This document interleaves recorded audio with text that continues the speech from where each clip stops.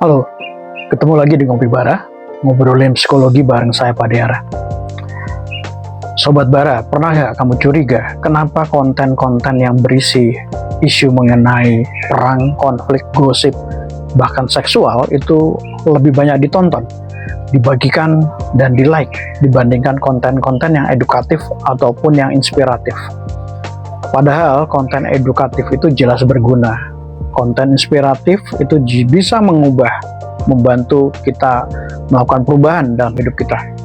Tapi yang sering viral itu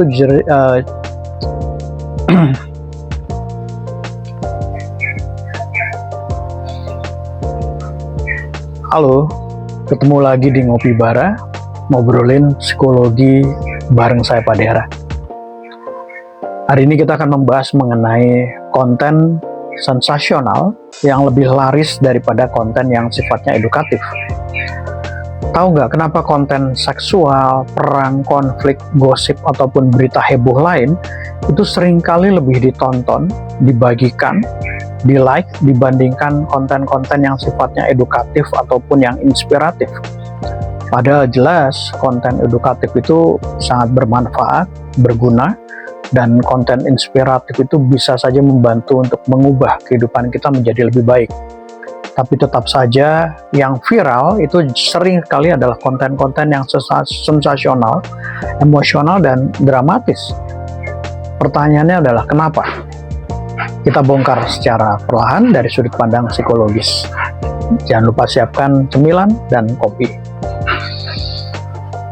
Nah, otak kita ini sangat suka sensasi dan juga emosi yang kuat. Karena sejatinya manusia adalah makhluk emosional. Otak kita punya ciri respon cepat terhadap ancaman. Dulu mungkin ancamannya adalah predator di hutan, ya. Ancaman cepat ini membuat kita berusaha untuk bertahan dalam kehidupan. Ini justru membuat kita tertarik pada dramatis, konflik, kekerasan, dan bahaya. Kemudian respon terhadap seksual dan dominasi.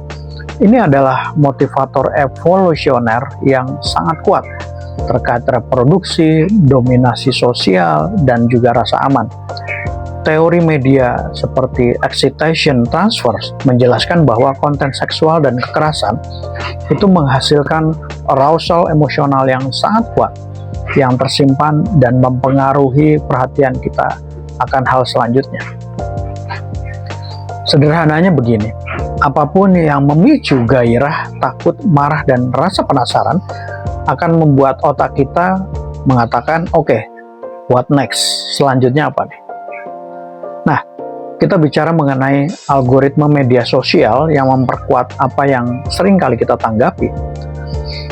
Platform seperti TikTok, Instagram, YouTube itu tidak memprioritaskan apa yang paling baik untuk jiwa kita, tapi apa yang paling banyak menarik perhatian kita. Penelitian menunjukkan algoritma cenderung memberi lebih banyak konten yang memicu emosi yang kuat.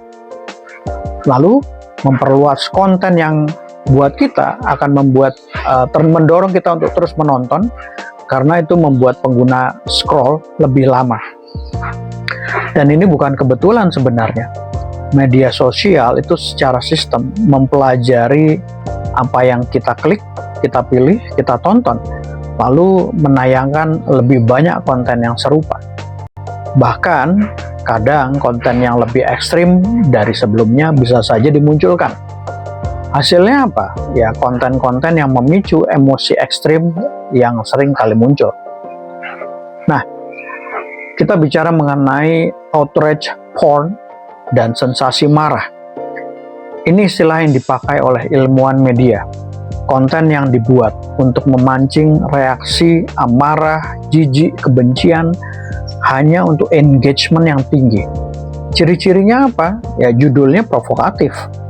Dan emosi negatif yang muncul itu juga kuat. Bisa memancing komentar dan perdebatan. Dan seringkali sedikit informasi yang sifatnya faktual. Lalu kenapa orang masih tetap harus mengklik dan terus menonton? Pertama, karena otak kita itu mencari informasi yang sepertinya dianggap penting, lalu mengasosiasikan antara konflik dengan hal yang urgent, kemudian merasa perlu tahu bahwa apa yang terjadi selanjutnya nih. Nah, kita penasaran di situ. Tapi sayangnya, ini sering membuat kita terjebak dalam siklus perhatian yang rendah dan bukan refleksi yang tinggi. Nah, kenapa konten edukatif ini jarang diminati? Karena butuh energi kognitif yang tidak sedikit.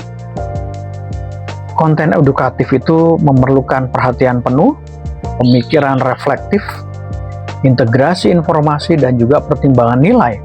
Dan ini sebenarnya melelahkan secara mental dibandingkan men-scroll konten-konten yang beritanya heboh, ya, konflik lah, apalagi hal-hal yang sifatnya seksualitas. Psikolog kognitif menyebutnya sebagai kognisi yang effortful dengan dibandingkan pemrosesan yang otomatis. Kita secara naluriah mencari hal yang paling mudah dicerna, termasuk ketika itu adalah hal-hal yang sensasional, bukan yang sifatnya mendidik.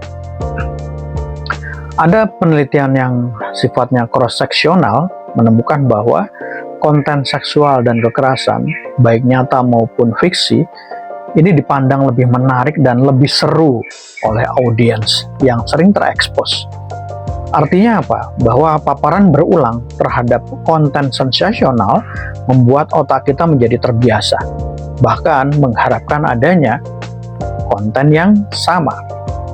Tetapi ini bukan berarti bahwa kita semua menginginkan hal yang negatif, tetapi ini hanya menunjukkan bahwa sensasi kuat itu adalah magnet fisiologis untuk menarik perhatian.